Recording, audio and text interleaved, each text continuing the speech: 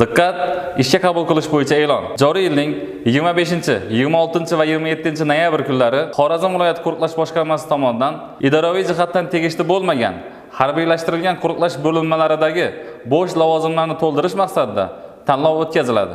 Nomzodlarga qo'yiladigan talablar: O'zbekiston Respublikasi fuqarosi bo'lishi, yoshi 18 yoshdan 25 yoshgacha bo'lishi, erkak nomzodlar uchun bo'y ko'rsatkichi 178 sm dan baland bo'lishi lozim. Tanlov quyidagi bosqichlardan iborat. Xorazm viloyat qo'riqlash boshqarmasi ma'muriy binosida nomzodlarni ro'yxatga olish hamda shaxsini tasdiqlovchi hujjatlarini tekshirish. Nomzodlarning sog'ligini belgilovchi 086 shakldagi tibbiy ma'lumotnomani qabul qilish va ularning bo'y ko'rsatkichlarini qayd etish. Jismoniy tayyorgarlik darajasini baholash va yakka tartibdagi suhbat bosqichlaridan iborat. Tanlovda ishtirok etishni xohlovchi nomzodlar quyidagi hujjatlarni olib kelishlari talab etiladi.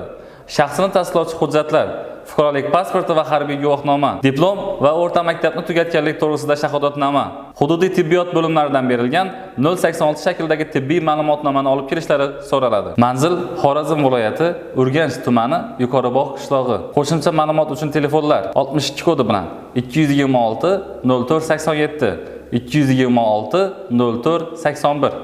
Eslatib o'tamiz, hurmatli fuqarolar, qo'riqlash boshqarmasining harbiylashtirilgan bo'linmalarga ishga qabul qilish jarayonlari amaldagi qonunchilik normalariga asosan shaffof tarzda o'tkaziladi. Agarda sizdan kimdir ishga qabul qilish jarayonlari bilan bog'liq moddiy manfaat talab qilsa, darhol qo'riqlash boshqarmasining shaxsiy xavfsizlik bo'limi xodimlariga to'g'ridan-to'g'ri yoki 97 kodi bilan 220 1144 raqamlariga bog'lanish orqali xabar berishingizni so'raymiz. Korrupsion holatlar bilan bog'liq ma'lumotlarni taqdim etgan fuqarolarning shaxsiy ma'lumotlari sir saqlanishi kafolatlanadi.